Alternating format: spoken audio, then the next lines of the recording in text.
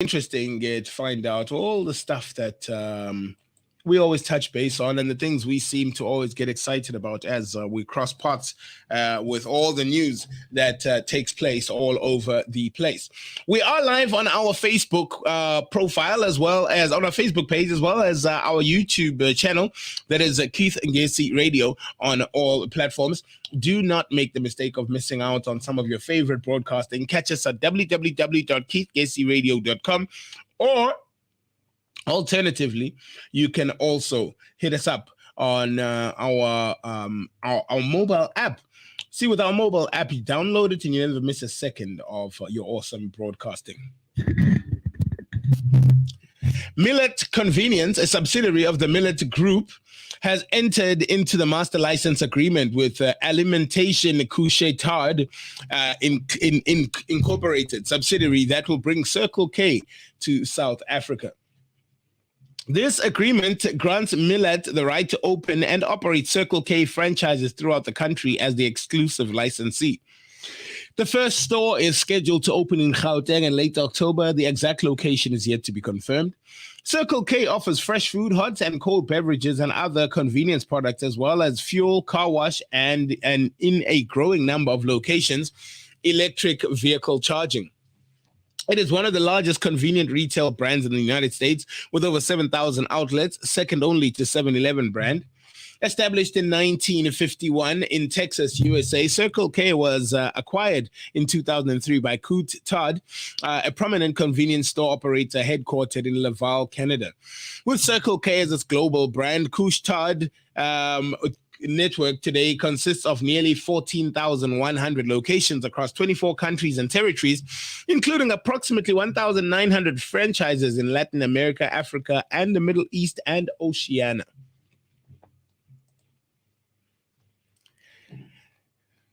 The Treatment Action Campaign has admonished Thabo Mbeki over his HIV views following his speech.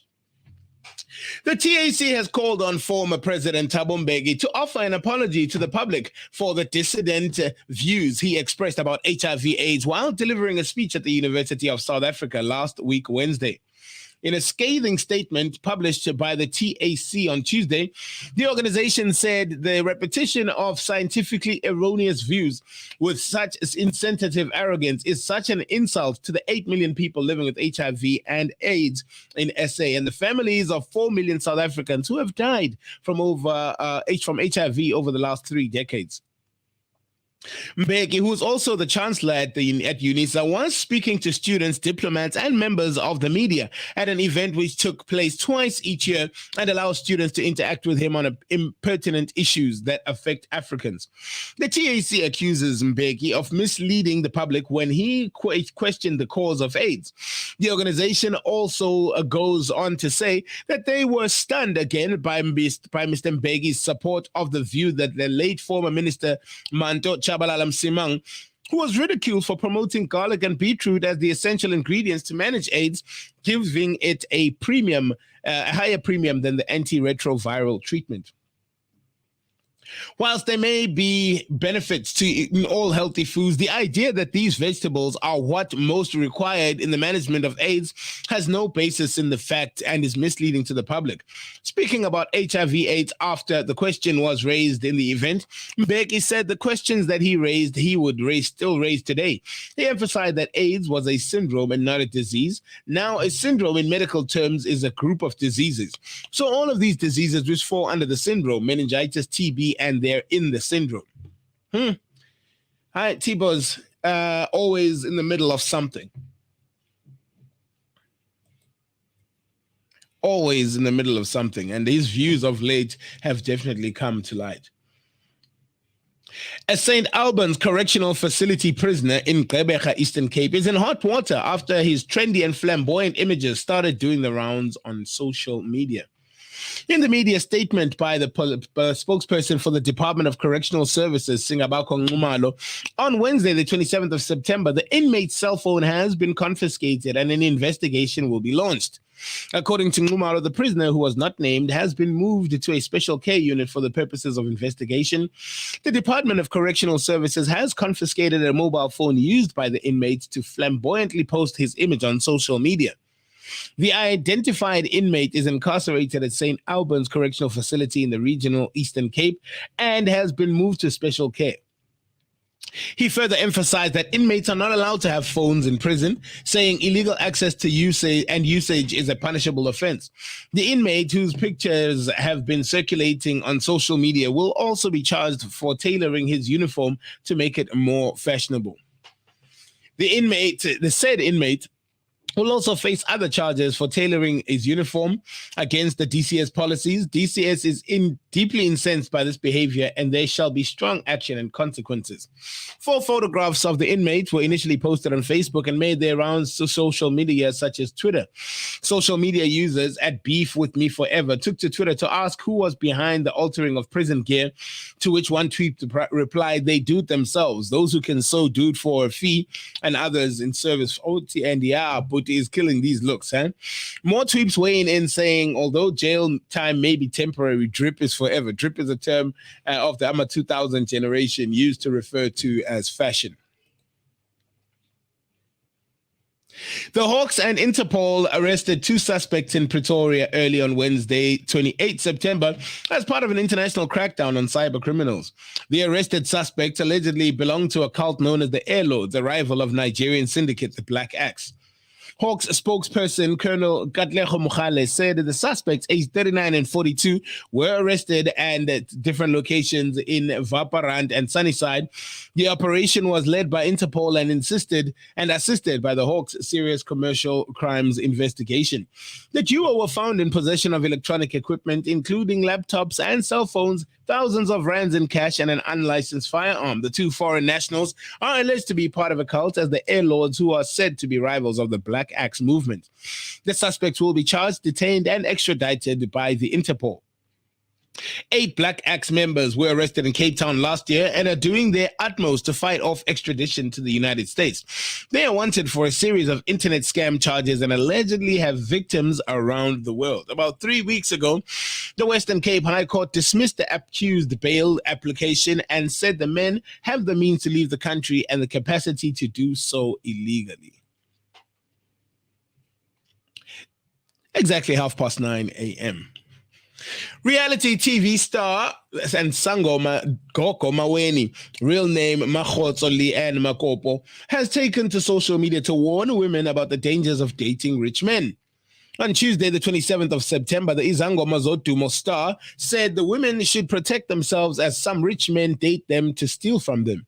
In her short clip on Instagram, Goko Maweni said that she is not telling women to stop dating rich men, but rather be careful because these men acquire their riches through dark magic. She says there are people you date and your life just becomes upside down, but because he gives you money, you don't want to leave the relationship. When you sleep with him, you get cramps. You are no longer a good person at your work. Your friends no longer get along with you. Your family's upside down because they are stealing from you spiritually. You need to learn to protect yourself. We're not saying don't date guys with money, but protect yourself because these guys with money know exactly what they want from women and you might be the target, she says. Local television presenter and entrepreneur Maps Maponyane opened his popular Johannesburg burger restaurant Buns Out with his business partners in September 2019. 3 years after the exciting venture, the owners have decided to close the first branch in Linden. This comes after Buns Out closed their Rosebank branch in August 2021 due to the COVID-19 pandemic. Buns Out opened its Linden branch in 2019 and quickly won South Africa over with its quirky menu names and delicious burger choices. Talking to Twitter on the 27th of September, Buns Out officially announced that they would be closing the Linden branch on the 9th of October. With a heavy heart, we announced that the closing of our Linden store, our last day will be on the 9th of October. And we'll be having a huge send-off. See you there. Every time we hang on to hope that things will get better, they don't. Instead, they keep on getting tougher. On Mondays, we operate between midday and 8 p.m. In that period, you would find that we only have 3 hours of electricity. That affects us because our business relies heavily on electricity. In 2020, Buns Out was named one of the best burger joints by Bloomberg. Television presenter Lorna Masego praised the restaurant for its vegetarian and vegan options and its quirky name choices. Advocate Billy Downer, the lead prosecutor in successive national NPA court encounters with Jacob Zuma, is a veteran of the former president's Stalingrad legal strategy. Mr. Zuma's purpose with his Stalingrad tactics is to avoid at all costs to have his day in court, that is, to face charges against him. Advocate Billy Downer set out to found in a founding affidavit dated the 22nd of September and submitted to the Pietermaritzburg High Court. Downer's affidavit was in response to a notice that Zuma had initiated a private prosecution against him after he failed to bid after a failed bid to have him removed as the prosecutor in the Zuma Arms deal. Zuma's prosecution on criminal charges, said Downer in his affidavit, has been dragging on and off for the better part of 20 years. The delay has large parts of Mr. Zuma's Stalingrad tactic. As we continued, it's 26 minutes now before 10 a.m. Murder accused ANC councillor denied a move to Westville prison. The four award councillors, Mkhipeni Ngiba, 46 years old, Nkosinathi Ngcobo, 38, Sandile Mzinzi, who's 40 years old, and Vincent Mlondo, who's 37 years old. All of them face a string of charges, which include conspiracy to commit murder, attempted murder, and possession of firearms. Bail was refused for all of the accused in August. Mkhize was gunned down in Cato Crest while campaigning for past local government elections. He was touted as the ANC councillor candidate for the ward. After Mkhize's death, Ngiba became the councillor for the volatile ward. Magistrate Vanita Armu said after hearing all the arguments before court, it was her view that the court did not have the power to hold an inquiry for the accused to be brought back. Advocate Rochelle Dehal, who represents Ngiba and Ngcobo, said the detention of his clients at the Kokstad prison had brought challenges. He said the Kokstad incarceration had not only proven to be costly to the Durban-based families of his clients, but had also presented challenges for consultation because of the distance.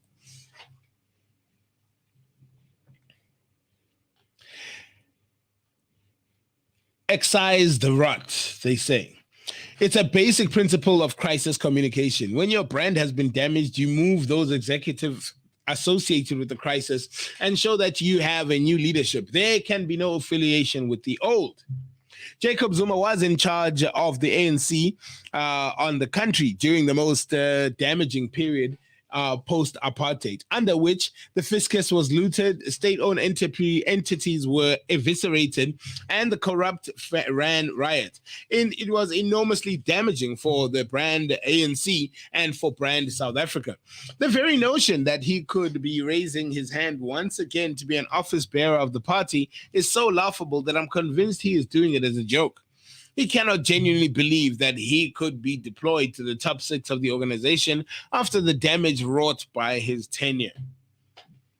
Then again, they say you're only as good as your team when you were a leader. In entertainment, South African influencer and creator Thick Leonce is not one to sit back while people say nasty stuff about her. Controversial Twitter user and former entertainment manager Nota Baloyi has learned this the hard way after he decided to drag her into a tweet while bashing American rapper Cardi B. Not letting it slip, Thick Leonce quickly put Nota in his place, and many South Africans absolutely loved it. Nota is always shooting strays on Twitter, even though his endless rants have come back to bite him more than once. This time, the 38-year-old headed to the app to share his thoughts on Cardi B and drag Thick Leonce in on it, as it were. He said, if I smash Cardi B, I'd deny it. She's no different from Thick Leonce to me. So the post did not sit well with Thick Leonce, who quickly reminded him that he was unlikely to ever smash her or Cardi. She also advised him to lower his standards if he ever hopes to get smashed by anyone. You think like I'm a baddie, like Cardi? Thanks. Also, lower your standards. You'd never smash either of us. I hate when men think fat women are desperate and don't have standards when it comes to dating. What a joke. Finally, and further afield on our continent in Africa, Following an outbreak of Ebola in the Ugandan town of Mubende, health authorities in the Kenyan frontier town of Busia have heightened surveillance in a bid to prevent the virus from spreading across the border. If a person's body temperature exceeds 37.8 degrees Celsius, they would be directed to a holding room at the border. If their temperature remained high, then they would be taken to an Ebola isolation center at the local hospital. But border officials say that despite having screened over 5,000 people last year, since the first case of Ebola was reported in the Ugandan town about 2 weeks ago, no one has yet to go back to the center. So far, the screening seems to be working. Healthy Kenyan officials said that there have been no cases of Ebola reported, and the spread of the disease appears to be contained within Uganda. We are extraterrestrial. We are KNR. And now, South African music at its best. On KNR.